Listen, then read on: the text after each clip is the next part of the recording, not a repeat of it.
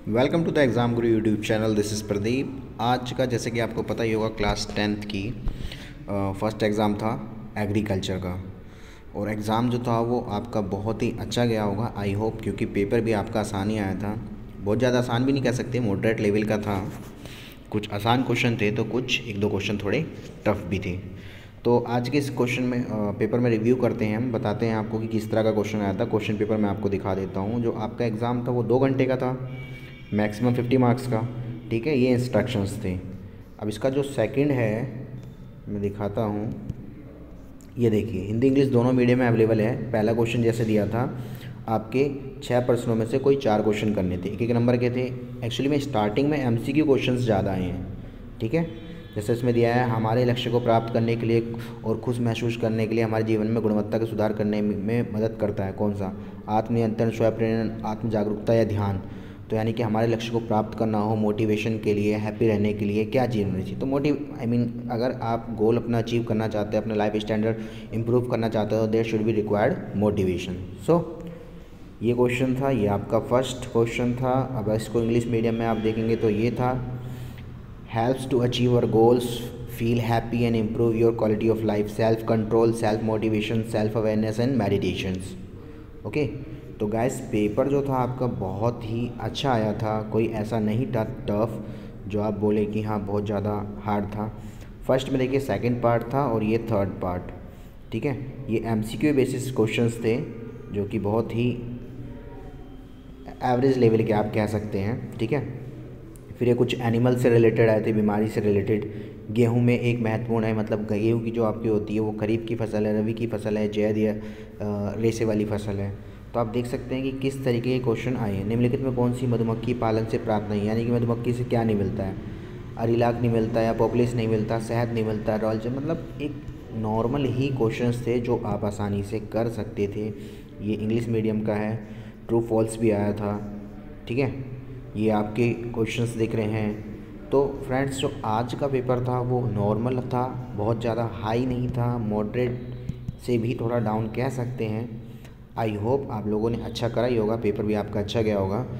तो इस क्वेश्चन से, इस पेपर से, ये वैसे तो ये आपका एडिशनल पेपर है ऑप्शनल बेसिस में। ठीक है ना, ये जिनका हिंदी में था हिंदी में करा होगा, जिनका इंग्लिश मीडियम में था उन्होंने इंग्लिश मीडियम में देखा होगा। तो ये तो आपका जनरली एडिशनल जो होता है आपका वो सब्जेक्ट था।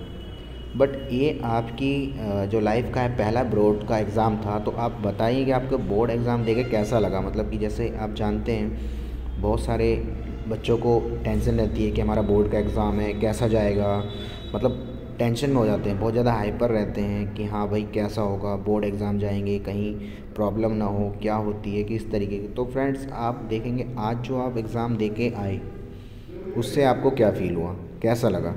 कि आपका एग्ज़ाम ज़्यादा टफ था या क्या था? आपको वहाँ का जो मैनेजमेंट था वो किस तरीके के, और मतलब क्वेश्चंस अटैम्प्ट करने में आप देखोगे क्वेश्चन भी इतने ज़्यादा टफ नहीं थे जो आपको इससे ज़्यादा टाइम लगता है ना। मोस्टली क्वेश्चन तो एमसीक्यू बेसिस थे। अब ये एमसीक्यू बेसिस क्वेश्चंस हैं, इसमें आप है ना एमसीक्यू बेसिस थे और नॉर्मली थे, कोई ज़्यादा टफ नहीं थे। तो ये जो है आपका फ़र्स्ट एग्ज़ाम तो हो गया। ठीक है, आपका कैसा गया आप ये ज़रूर कमेंट बॉक्स में मेंशन करना कि आपके क्या लगता है 50 में से किस तरह के मार्क्स आप ला सकते हैं। क्योंकि देखिए ये सब्जेक्ट जो है ये आपका स्कोरिंग सब्जेक्ट है।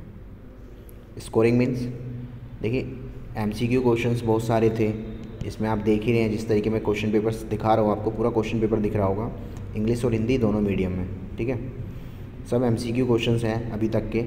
तो इनमें हम स्कोर कर सकते हैं। अगर आप देखिए स्कोर कर लेते हैं तो क्या होगा, आपकी परसेंटेज जो होगी वो इम्प्रूव हो जाएगी। अब आप ये देखेंगे एमसीक्यू बेसिस क्वेश्चन हटे हुए 20 से 30 शब्द में लिखने वाले क्वेश्चन थे। तो ये आपके क्या है 3 नंबर वाले क्वेश्चन है जो आपको 20 से 30 शब्द में लिखने हैं। ठीक है, 30 वर्ड में।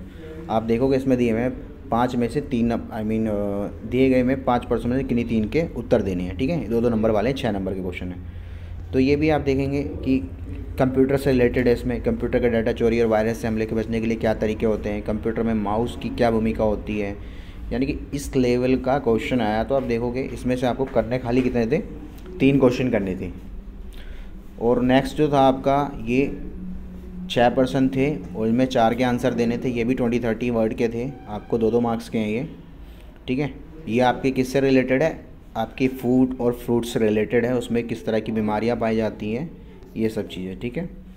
ऑल्सो रिलेटेड भी are some insects questions like मधुमक्खी के 4 प्रमुख प्रजातियाँ बताओ, अंगूर की खेती, ठीक है, सेरिकल्चर, ये सब इस तरह के क्वेश्चन आए हैं। तो आपने देखा है कि ये जो क्वेश्चन थे कोई ज़्यादा टफ नहीं है, ठीक है, बहुत ज़्यादा इजी भी नहीं कह सकते हैं, बट हाँ जिसने थोड़ी बहुत भी स्टडी करी होगी वो आराम से अटैम्प्ट कर लिए होंगे। उसके बाद आपके जो ये 3 क्वेश्चन करने थे 50 to 80 वर्ड में, ये 4 मार्क्स के थे। जैसा पहला ही दिया है खरीफ और रबी में आपको डिफरेंस करना है, तो उसमें आपने डिफरेंसेस करा होगा अकॉर्डिंग टू द कब इसकी कल्टीवेशन कब होती है, सीडिंग की कब की जाती है, इरिगेशन कब किया जाता है, ये सब चीज़ें इससे रिलेटेड थी, ठीक है। तो ये था, देखो 20 क्वेश्चन। दही क्या है, इसे इसकी तैयार करने के प्रोसेस क्या, फ्लो चार्ट बताना था। तो यू नो वेरी वेल कि जो प्रोसेस ऑफ कर्ड होता है, how to convert milk into the curd, वो प्रोसेस बताना था। तो ये क्वेश्चंस थे। लेवल जो था पेपर का वो मॉडरेट ही था, बहुत ज़्यादा टफ नहीं था और ना बहुत ज़्यादा इजी था। बट हाँ अगर आप इसमें 50 में से अराउंड 35-40 ले आते हैं तो इसका मतलब आपकी परसेंटेज जो होगी वो थोड़ी सी इम्प्रूव हो जाएगी, ठीक है। बट ऐसा नहीं है कि नेक्स्ट एग्ज़ाम भी आपका ऐसा ही रहेगा, हो सकता है नेक्स्ट क्वेश्चन पेपर आपका जो मिले अगले एग्ज़ाम का वो थोड़ा सा टफ लेवल का हो, तो इसलिए अपनी स्टडी को कंटिन्यू करिए और नेक्स्ट एग्ज़ाम के लिए अभी से तैयारी में लग जाएं, ठीक है। अभी आपके पास अच्छा खासा गैप है, उसको आप करेंगे, ओके। तो okay, so ready for next exam and keep hard work, all the best for your next exam, okay.